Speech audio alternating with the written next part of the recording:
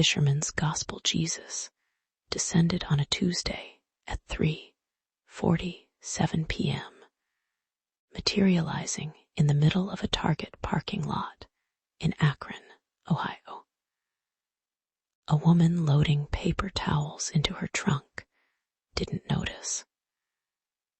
A teenager vaping by the cart return scrolled past the moment on his phone, though he was looking directly at it. He stood there for 11 minutes, bare feet on the hot asphalt, wearing the same robe from last time because, and this was the thing nobody understood, it was the only outfit he owned across all of existence. Finally, he walked to the bus stop. The disciples would have been disappointed. No proclamations. No miracles. Just exact change deposited into the fare box, and a quiet ride to downtown, where he sat in the back and watched strip malls give way to pawn shops, give way to the river part one. The waste, Casey got a room at the Normandy Hotel, $340 a week, shower down the hall. The manager, Rita, a woman with 3 phones and purple reading glasses on a chain, asked no questions. She'd seen stranger things. Just last month, a man who claimed to be Amelia Earhart's navigator had stayed in 3 Be Jesus paid cash manifested from nothing, which he felt slightly guilty about.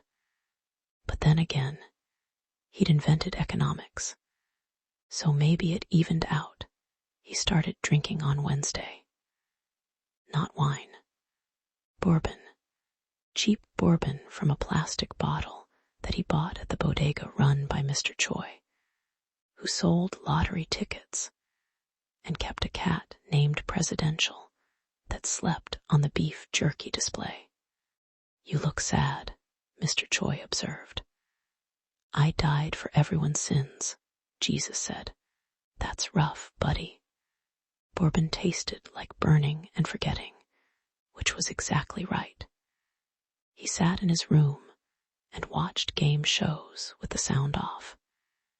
He learned that human beings had invented something called cryptocurrency. He learned that people were very angry about things on the internet. He learned that everyone seemed to hate everyone, especially in his name, and that made him want to drink more. By Friday, he'd started painting. He had no canvas, so he painted on the walls great surging murals of eyes and fish and bread that multiplied across the peeling wallpaper. Rita came by to collect rent, saw the art, and said, "You do commissions." Part 2. The Artist the Gallery opening was at a converted warehouse in the Arts District. They served wine in plastic cups.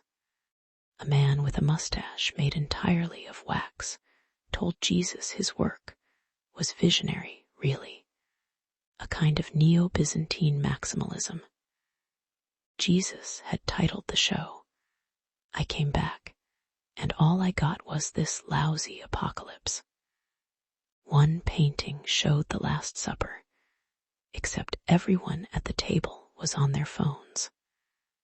Another depicted the Sermon on the Mount, but the Mount was a landfill, and the blessed were inheriting garbage.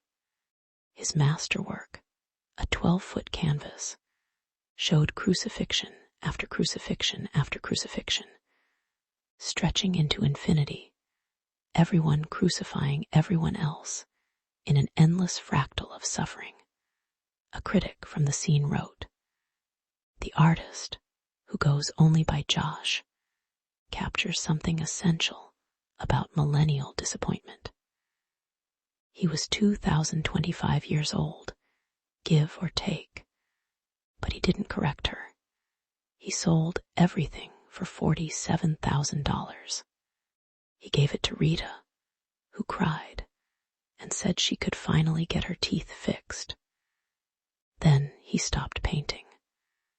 The visions wouldn't stop coming, all the world's pain, all its small cruelties, beaming directly into his brain like a satellite dish, receiving nothing but screaming. But he found that Bourbon still held part 3. The singer he bought a guitar at a pawn shop for $60. It was a beaten Yamaha with someone's name, DEREK, scratched into the back. He learned 3 chords sitting on a bench by the river, watching ducks and barges, and the way light broke on moving water. His first song was called I Should Have Stayed Dead. He played open mics at the Rusty Spoke, a bar that smelled like beer and sawdust and failure. The regulars loved him. They didn't know who he was, just that he was some skinny guy with sad eyes who sang songs about betrayal and corporate coffee chains, and how hard it was to love a world that wouldn't stop burning itself down. His second song, Blessed are the tired, for they shall inherit. Third, Nobody reads the fine print, a song about grace. He got a following, small but devoted. People recorded him on phones and posted videos. Someone started a subreddit. A girl with blue hair and a tattoo of a moth told him after a show, "Your music saved my life." And he almost told her the truth, but didn't, because what good would it do? A label from Nashville called. Didn't answer part 4. The cabin he bought, the cabin with the last of the art money, $12,000 for 40 acres, and a falling down structure in northern Michigan, 3 hours from anywhere. No internet, no phone service, a well and a wood stove and windows that looked out at pine trees, and a lake so clean you could see straight to the bottom. He learned to fix the roof. He learned to split wood. He learned that silence, real silence, was different from the silence of holding your breath. Every morning he fished. Perch mostly, sometimes bass.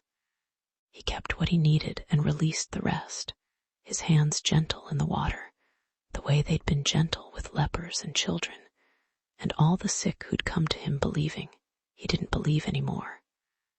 Not in them, not in the project, not in redemption. Every afternoon he baked bread. 4 loaves a week. He'd knead the dough and think about nothing. This was his meditation now, flour and water and yeast and salt, the alchemy of time and heat.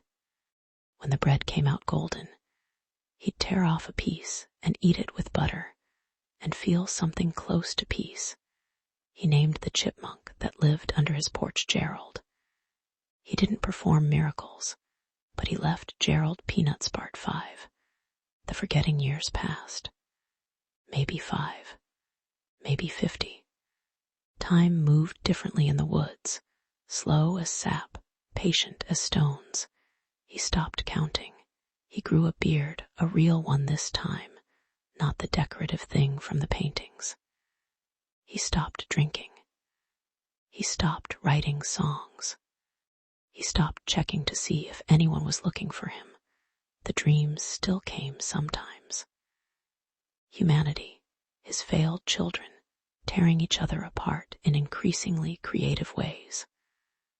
Wars and famines and melting ice caps and children in cages, and all of it done in his name, or in the name of the things people said he'd said, which he couldn't even remember saying. But in the morning, the lake was still there. The fish were still there. The bread still rose. He thought sometimes about going back, trying again, giving one more sermon, one more miracle, one more chance. But then he'd remember. They'd had 2,000 years. They'd had every chance. And they'd chosen this. So instead, he cast his line into the water. and waited for the bite that meant something, anything, was still hungry, still alive, still hopping for a little grace on the other end of the hook. On his last day, though he didn't know it was his last day, Jesus caught a fish so old its scales had turned to gold. It looked at him with one ancient eye and said, "You gonna keep running?" "I'm not running," Jesus said. "I'm resting." "Sure you are," the fish said. He released it back into the water and watched it swim down to where the light couldn't reach. That night, he baked bread and ate it on the porch while the stars came out. Somewhere far away, humanity was doing what humanity did, struggling and suffering and occasionally, despite everything, finding moments of unexpected beauty. He didn't know about those moments. He'd stopped watching. And maybe that was the real tragedy. Or maybe that was the only way anything survives. The bread was good. The night was cool. Gerald, the chipmunk, chattered from the eaves. Jesus closed his eyes and tried, with everything he had left, to forget.